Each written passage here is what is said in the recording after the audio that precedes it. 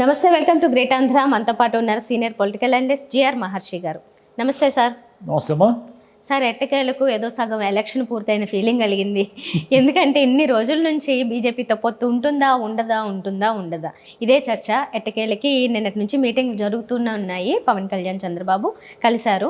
So ఇది proposal ఎలా వచ్చిందంటే మనం ముందు నుంచి వింటున్నాము ఇన్ని ఇస్తారని. కాకపోతే ఇప్పుడు ఫైనల్గా వాళ్ళు అడుగుతున్నది, అంటే బీజేపీ వాళ్ళు అడుగుతున్నది 10-7, అంటే 7 లోక్సభ 10 అసెంబ్లీ అన్నట్లు. కానీ చంద్రబాబు గారి ఆఫర్ ఏమో 6 అసెంబ్లీ 4 లోక్సభ అని. ఇది ఎక్కడ తెగుతుంది, ఎలా వెళ్తుంది అంటారు? సాయంత్రానికి ఏదో ఒకటి తెగిపోతుంది. ఎంత ఏమిటి అనేది మహా అయితే వాళ్ళు ఒక 5-6 లోక్సభ సీట్లు, ఒక 8 లేదా 10 లోపు అసెంబ్లీ సీట్లకి పరిమితం అవుతారు. అయితే అవన్నీ కూడా కాంప్లికేటెడ్గా ఉన్నాయి. ఇప్పుడు రాజంపేట తిరుపతి అడుగుతున్నారు. రాజంపేట తిరుపతి అనేది కష్టం. ఇవన్నీ కూడా మనం సింపుల్గా చెప్పుకోవాలంటే వైసీపీకి బీజేపీ పొత్తు వల్ల లాభదాయకంగా ఉండబోతూ ఉంది.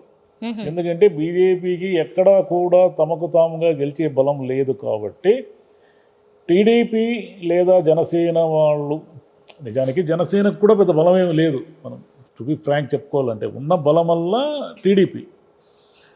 టీడీపీ వాళ్ళు జనసేననే భుజాల మీద మోసుకొని గెలుపు దిశగా తీసుకెళ్లాల్సిన పరిస్థితి ఉన్నప్పుడు మళ్ళీ అదనంగా వచ్చి బీజేపీ కూడా ఈ భుజం మీద కూర్చుంది. ఇప్పుడు చంద్రబాబు ఈ భుజం మీద జనసేన, ఈ భుజం మీద బీజేపీ, ఈ 2 భుజాల మీద 2 పార్టీలను మోస్తూ ఆయన 40 అసెంబ్లీ సీట్లు, ఒకవేళ 10 ఇస్తే 24 ప్లస్ 10 34 అనుకోండి, 10 ఇస్తే 34 అసెంబ్లీ సీట్లు, లేదా ఆల్మోస్ట్ ఆల్ ఏదో ఒక దశలో 30 సీట్లకు పైగా అసెంబ్లీ స్థానాల్లో జనసేనని బీజేపీని గెలిపించాలి ఆయన ఉన్న టార్గెట్. ఒకవేళ మూడు ఎలాగూ పవన్కి హామీ ఇచ్చేశారు, 3 పార్లమెంట్ సీట్లు హామీ ఇచ్చేసిన తర్వాత ఒక 6 సీట్లు అడిగారు అనుకోండి, వాళ్ళు 9 సీట్లని తెలుగుదేశం వాళ్ళు 9 పార్లమెంటు సీట్లని గెలిపించాలి. ఎవరికి? బీజేపీకి, జనసేనకి. వీళ్ళకి మిగిలేది ఎన్ని? 16 సీట్లు. దీంట్లో కొంచెం కాంప్లికేటెడ్గా ఉంది వ్యవహారం అంతా కూడా. వాళ్ళు అడిగేది వీళ్ళు అడిగేది. కానీ ఏమిటి అంటే నిజానికి తెలుగుదేశంలో ఎవరికి పెద్ద లోపల ఇష్టం లేదు. ఎందుకు ఇష్టం లేదంటే ఎందుకు ఊరికే తాడో పేడో తేల్చుకోకుండా అసలే జనసేనకు 24 సీట్లు త్యాగం చేయాల్సి వచ్చింది. మళ్ళీ పోయి వీళ్ళతో బీజేపీతో పోయి ఈయన కలుస్తున్నాడు. బీజేపీ వల్ల మనకు ఒరిగేది ఏముండదు, తరిగేది ఏముండదు. వాళ్ళకి 1% ఓటు కూడా లేదు వాళ్ళకి. ఇప్పుడు ఈ తలకాయ నొప్పినంతా ఎందుకు ఈయన తెచ్చుకుంటున్నాడు అంటే చంద్రబాబు లెక్కలు చంద్రబాబుకు ఉన్నాయి. ఆయన ఇప్పుడు సాయంత్రానికి ఏదో చోట తెలుస్తాడు అంటున్నారే. నిజానికి 10 అసెంబ్లీ సీట్లు తేలింది అనుకోండి ఉదాహరణకి. ఆ 10 అసెంబ్లీ సీట్ల పేర్లు చెప్పండి చూద్దాం. వాళ్ళు అడుగుతున్నారులేండి. జమ్మలమడుగు. ఎవరు జమ్మలమడుగు? మాజీ టీడీపీ ఆదినారాయణ రెడ్డి. ధర్మవరం ఎవరు? మాజీ టీడీపీ వరదాపురం సూరి. ఇలా అన్నీ కూడా వాళ్ళు అడుగుతున్న సీట్లన్నీ కూడా ఏదో రకంగా మళ్ళీ టీడీపీ లింకుడుగా ఉన్నాయి అవన్నీ. ఇప్పుడు ఈయన ఏమిటి, ఎందుకు ఈ తలకాయ నొప్పులేకి పోయాడు అంటే ఈయనకేమో భయాలు ఉన్నాయి. మోడీ అనే అతను జగన్ను ఎలా భయపెట్టాడో లాస్ట్ ఎన్నికల్లో మోడీ కూడా చంద్రబాబును అలాగే భయపెడుతున్నాడు. ఎందుకంటారా? మోడీకి ఎందుకు ఈయన అంతగా భయపడుతున్నాడు? పోయినసారి తొడగొట్టాడు, నేను ఆ దీక్ష చేస్తా, ఈ దీక్ష చేస్తా, మీరు స్పెషల్ స్టేటస్ ఇకపోతే మీ తాట తీస్తా అన్నట్టుగా మాట్లాడాడు కదా. అన్నట్టుగా మాట్లాడిన ఆయన ఈ 5 ఏళ్ల కాలంలో పూర్తిగా రాజీపడిపోవడానికి కారణం ఏమిటంటే మోదీకి ఎదురు నిలిచి, మోదీకి బీజేపీ అంటే అమిత్ షాకి, మోదీకి ఎదురు నిలిచిన వాళ్ళు ఎవరైనా సరే వాళ్ళు కేంద్ర సంస్థల దర్యాప్తుకు లేదా జైలుకు సిద్ధపడి ఉండాలి. ఈయన జైలుకు పోవడానికి కూడా జగన్ ఒక్కడే కారణం కాదు, మోదీ అమిత్ షాల ఆశీస్సులు ఉన్నాయి అనేది ఈయన గాఢ నమ్మకం. సరే, అది నిజం కూడా కావచ్చు, ఎందుకంటే చూసేవాళ్ళకి. ఎందుకంటే బీజేపీ చంద్రబాబు నాయుడు లాంటి మాజీ ముఖ్యమంత్రిని, చంద్రబాబు నాయుడు లాంటి ఒక ప్రముఖ నాయకుడు కదా ఈ దేశంలో, ఒక 14 ఏళ్ళు ముఖ్యమంత్రిగా చేయడం అనేది చిన్న విషయం కాదు. ఇంత పెద్ద ఆంధ్రప్రదేశ్, ఉమ్మడి ఆంధ్రప్రదేశ్ కానీ విభజిత ఆంధ్రప్రదేశ్కి కానీ. అదేవిధంగా కేంద్రంలో అనేక సార్లు చక్రం తిప్పిన చరిత్ర ఉంది ఆయనగా, ఫ్రంట్లో కానీ మళ్ళీ బీజేపీతో కలుసుకున్నప్పుడు కానీ. మరి అంతటి నాయకుడు తీసిపోయి 50 రోజుల పైగా జైల్లో పెట్టారు అంటే మోదీని తక్కువ అంచనా వేయడానికి వీల్లేదు. కాబట్టి రేపు ఎటు పోయి ఎటు వచ్చినా మనకెందుకు ఈ తలకాయ నొప్పి? గెలిచామనుకో మోదీ గవర్నమెంట్ కేంద్రంలో ఉంటుంది, మనకేదో నిధులు ఏవో సమస్యలు ఏమన్నా ఉంటే పరిష్కారం చేసుకోవడానికి ఈజీ వే ఉంటుంది. లేదా మనకు అనుకూలమైన మంత్రులు ఎవరో ఒకరిద్దరు ఉంటారు కాబట్టి కేంద్రంలో వీళ్ళు పెట్టిన వాళ్ళు బీజేపీ వాళ్ళు ఎవరెవరు గెలిస్తే వాళ్ళు మంత్రులు అవుతారు కాబట్టి. లేదా ఓడిపోయామనుకోండి, ఓడిపోయినా మళ్ళీ జగన్ వచ్చాడు అనుకోండి, జగన్ వస్తే జగన్ మళ్ళీ కక్ష సాధింపు దారుణంగా ఇంకోసారి ఇంకో 4 కేసులు పెట్టి జైల్లో వేయకుండా అక్కడ నుంచి బీజేపీ పెద్దల ఆశీస్సులు ఉంటే వాళ్ళు వద్దు ఆయన జోలికి పోవద్దండి అని ఏదో చెప్పుకోవడానికి ఒక వాయిస్ ఉంటుంది, ఆయనకి ఒక పెద్ద ప్రాపకం ఉంటుంది. ఈ ప్రాపకం ఉంటుంది కాబట్టి ఈయన తెలుగుదేశంలో చాలామంది క్యాడర్కి ఇష్టం లేకపోయినా తెలుగుదేశం తరఫున ఆయన ఇన్నాళ్ళు పొత్తుకు పోరాడాడు. సరే ఇప్పుడు సాయంత్రానికి అగ్రిమెంట్ కుదురుతుంది. అగ్రిమెంట్ కుదిరిన తర్వాత ఆ సీట్లన్నీ బీజేపీ గెలుస్తుందా? అదొక డౌట్. ఎందుకు డౌట్ అంటే రేపు పొద్దున వీళ్ళు తెలుగుదేశం వాళ్ళు బీజేపీకి వెన్నుపోటు పొడిచి ఆ సీట్లన్నీ ఓడించారనుకోండి. అంటే వెన్నుపోటు మీన్స్ తెలుగుదేశం వాళ్ళు పనిగట్టుకొని ఓడిస్తారు అని కాదు. జగన్ మీద కోపం ఉండే వాళ్ళందరూ కూడా బీజేపీ పట్ల ఇష్టం ఉన్నా లేకపోయినా ఓటేస్తారు. కానీ అక్కడ ఏం జరుగుతుందంటే ఉదాహరణకి రాజంపేట అనుకోండి, రాజంపేట మిథున్ రెడ్డి నిలబడతాడు, చాలా గట్టి క్యాండిడేటు. మిథున్ రెడ్డికి వ్యతిరేకంగా ఎవరో పురంధేశ్వరి గారు ఎవరినో తెచ్చి నిలబెట్టారు అనుకోండి. అక్కడ ఆమె కోసం ఎందుకు పని చేస్తారు రాజంపేట వాళ్ళు? రాజంపేటలో ఉన్న తెలుగుదేశం క్యాడర్ అంతా కూడా మహా అయితే తమ ఓటు తమ వేసి ఊరుకుంటుంది అంతే తప్ప పోలింగ్ బూతుల్లోకి మేనేజ్మెంట్ చేసి పోలింగ్ బూతుల దగ్గర గట్టిగా నిలబడి ఏమైనా సరే మీరు బీజేపీకి ఓటు వెయ్యాలి అని ఎందుకు వాళ్ళు తాడో పేడో తేల్చుకోరు. కాబట్టి ఇలా రాజంపేట కానీ తిరుపతిలో వైసీపీ బలంగా ఉంది. తిరుపతిలో ఎప్పుడు గెలుస్తారు వీళ్ళు, ఎలా గెలుస్తారు? అప్పుడెప్పుడో పూర్వం వాజ్పేయి గారి హవా నడుస్తున్న రోజుల్లో ఒకసారి గెలిచారు. బీజేపీ వాళ్ళు ఎట్ట గెలుస్తారు? వాళ్ళకి ఆ నియోజకవర్గాలు ఎక్కడ క్యాడర్ ఉంది? వాళ్ళకంటూ పడే ఓట్లు ఎన్ని ఉన్నాయి? ఈవెన్ దో మోదీ గారికి సెంట్రల్లో ఆయన ఏదో చేస్తారు అని నమ్మే వర్గాలు కొన్ని ఉన్నాయి. రామాలయ నిర్మాణం కావచ్చు, కొన్ని ట్రెడిషనల్ వర్గాలు కొన్ని ఉన్నాయి. మోదీ గారిని చూసి ఓటు వేసే వాళ్ళు ఉన్నారు పార్లమెంటుకి. కానీ వాళ్ళు చాలుతారా? ఈ బలం చాలుతుందా అనేది డౌట్ మనకు. మరి అయినా కానీ మొత్తానికి వాళ్ళు అడిగిన సీట్లు ఒప్పుకున్నా ఆ స్థానాల్లో టీడీపీకి అనుకూలమైన నాయకులు ఎవరైతే ఉంటారో వాళ్ళే ఉంటారని ఒక టాక్ నడుస్తుంది. అది చంద్రబాబు నాయుడు గారి వ్యూహం. అదేం తెలియనంత అమాయకులేం బీజేపీ వాళ్ళు అక్కడేం ఉండరు. కానీ ఎందుకంటే ఇక్కడ ఇదంతా గేమ్, ఇది ఒక డ్రామా. బీజేపీలో ఎవ్వరు అమాయకులు లేరు, తెలుగుదేశంలో అమాయకులేం కాదు. అంటే చంద్రబాబు నాయుడు గారు ఎలాగంటారా, ఇక్కడ తెలుగుదేశం ఓడిపోయినప్పుడు కొంతమంది బీజేపీలో చేరారు. ఎవరు? జమ్మలమడుగు ఆదినారాయణ రెడ్డి గారు కావచ్చు, లేదా ధర్మవరం వరదాపురం సూరి గారు కావచ్చు, సుజనా చౌదరి గారు, సీఎం రమేష్ గారు, ఇంకో టీజీ వెంకటేష్, ఇలా వీళ్ళు చేరారు. వీళ్ళంతా తెలుగుదేశానికి అనుకూలంగా ఉండకుండా బీజేపీకి ఆడుకోరుగా పనిచేస్తారని నమ్మేంత అమాయకంగా ఏమి లేదు కదా బీజేపీకి ఆడుకోరు క్యాడర్ ఉంది. వాళ్ళు ఎలా ఉంటారంటే ఆర్ఎస్ఎస్ బ్యాక్గ్రౌండ్తో వచ్చి ఉంటారే, పూర్వం జనసంఘ్, ఆర్ఎస్ఎస్ ఇలా జనరేషన్స్ బ్యాక్గ్రౌండ్ ఉంటుంది. వాళ్ళు హార్డ్కోర్, నో డౌట్. వాళ్ళు 10 మంది ఉంటారా 20 మంది ఉంటారా అనేది వేరే విషయం. కానీ వాళ్ళు బీజేపీ పట్ల హార్డ్కోర్గా ఉంటారు. కానీ తర్వాత వచ్చిన ఈ నాయకులందరూ ఉంటారే అటు ఇటు దూకేవాళ్ళు, వీళ్ళేమి బీజేపీ పట్ల హార్డ్కోర్గా ఏమి ఉండరు. వీళ్ళు అవకాశం కోసం వచ్చారు. ఇప్పుడు ధర్మవరంలో వరదాపురం సూరి గారిని బీజేపీ టికెట్ తరఫున నిలబెడతారు. ఆయన ఎవరు? మాజీ తెలుగుదేశం కాబట్టి అక్కడున్న తెలుగుదేశం వర్గాలన్నీ కూడా ఈయనక బీజేపీ కమలం గుర్తుతో పోటీ చేయడానికి వస్తే 4 సంవత్సరాలుగా మీరు అసలు మా నియోజకవర్గంలోనే లేరు, మిమ్మల్ని ఎందుకు గెలిపించాలి అనే మూడు వస్తుందా రాదా? బీజేపీని ఎందుకు గెలిపించాలి? అక్కడ బీజేపీ కమలం గుర్తు చేసుకున్నంత మాత్రాన. జమ్మలమడుగులో ఆదినారాయణ రెడ్డి గారి పరిస్థితి కూడా అదే. ఆదినారాయణ రెడ్డి గారిని అక్కడ నుంచి ఏదో షిఫ్ట్ చేస్తారని కూడా ఉంది. కానీ ఆయనకి టికెట్ ఇచ్చినా కూడా జమ్మలమడుగులో బీజేపీకి ఏముంటుంది? తెలుగుదేశం వాళ్ళే ఇక్కడ ఆయన గెలిపించాలి. ఆయన తెలుగుదేశం ఆయనే.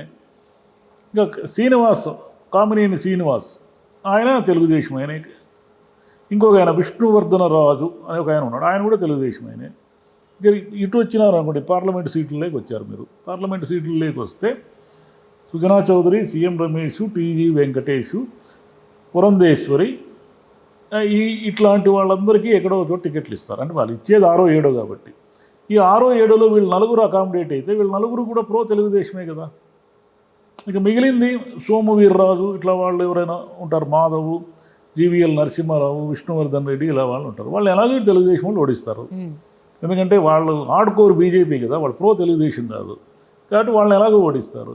కరెక్టే. ఇప్పుడు బీజేపీకి తెలిసి ఒక గేమ్ ఆడుతూ ఉంది, తెలుగుదేశం వాళ్ళు ఒక గేమ్ ఆడుతున్నారు. అందరూ గేమ్లో ఏమిటంటే ఈ గేమ్ అంతా వర్కౌట్ అయితే టీడీపీ, జనసేన, బీజేపీ అలయన్స్కి లాభం.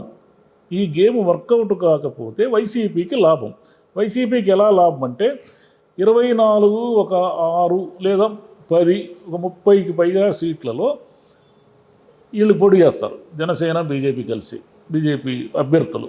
ఈ 30 సీట్లలో రాయలసీమలో ఇచ్చే సీట్లన్నీ కూడా డేంజర్ జోన్లో ఉన్నట్టే.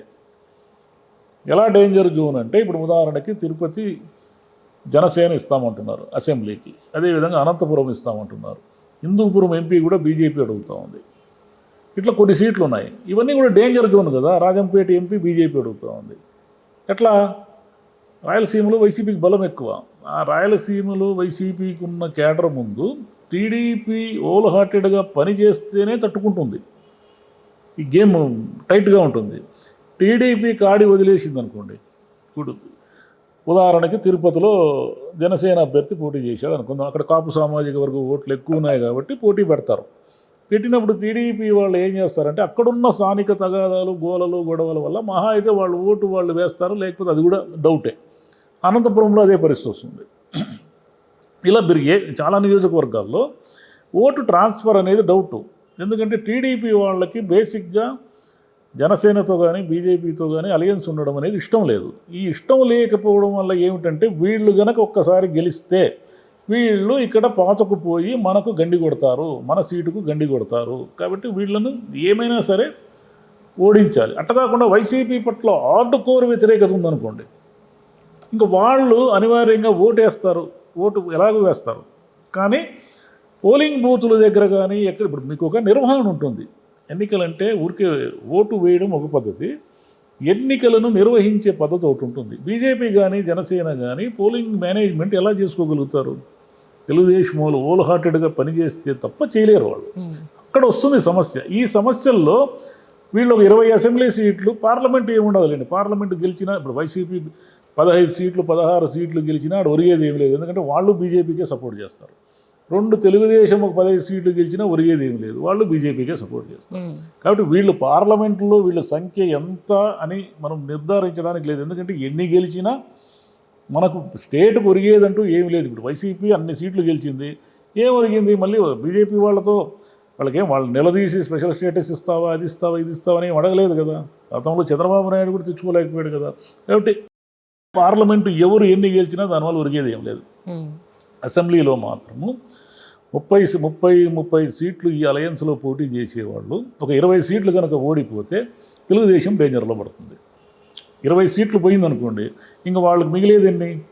కాబట్టి ఆ టైట్ ఇదైపోతుంది. ఈ టైట్ ఇదైపోయినప్పుడు రేపు అసెంబ్లీలో వచ్చే గవర్నమెంట్ అంటే ఎవరికి మెజారిటీ వస్తుందనే దాని మీద ఈ అలయన్స్ అన్నీ కూడా ప్రభావం చూపే అవకాశం ఉంది.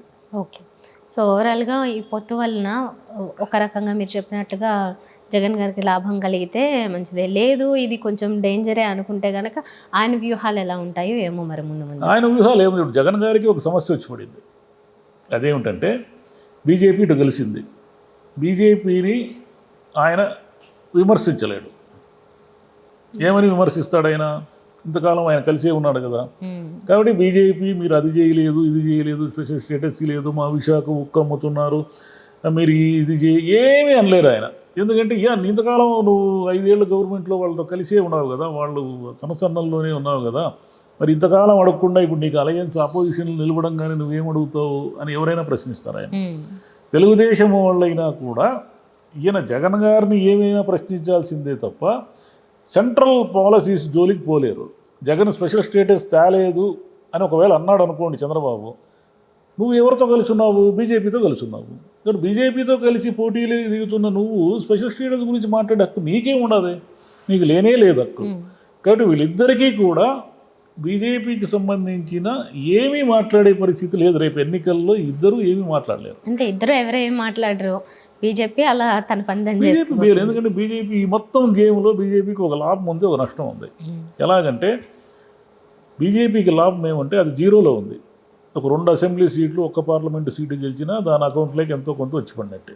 నష్టం ఏమిటంటే వాళ్ళ నాయకుల్లో లోపల ఉండేది ఏమిటంటే మనము ఇండిపెండెంట్గా పోటీ చేసి మన ఓట్ బ్యాంక్ ఎంత ఉంది ఏమిటి అనేది నిర్ధారించుకొని మనము ముందు గేమ్లోకి వెళుతూ బలంగా మనం పార్టీ తీసుకెళ్లాల్సిందే. కానీ ఇట్లా పొత్తుల్లో ఉండడం వల్ల మన పార్టీ ఏనాడు కూడా ఒక కనీసం రాష్ట్రాన్ని ప్రభావితం చేసే దిశగా మనం ఎప్పటికీ వెళ్ళలేము. తమిళనాడులో తరహాలో మన బతుకు ఇంతే అనే మూడ్లో ఉంది నష్టం. ఆ పార్టీ ఎప్పటికీ ఎదగకుండా ఉండడానికి ఈ అలయన్స్ తీవ్ర నష్టం చేస్తుంది. అదే కొద్దిగా జనసేన పరిస్థితి కూడా అలాంటిదే. జనసేనకి ఏమీ లేదు, జనసేన కూడా జీరోనే కదా. జనసేన కూడా జీరో కాబట్టి ఇప్పుడు అదనంగా పవన్ కళ్యాణ్కి వచ్చేటివన్నీ కూడా ప్లస్ అతనికి.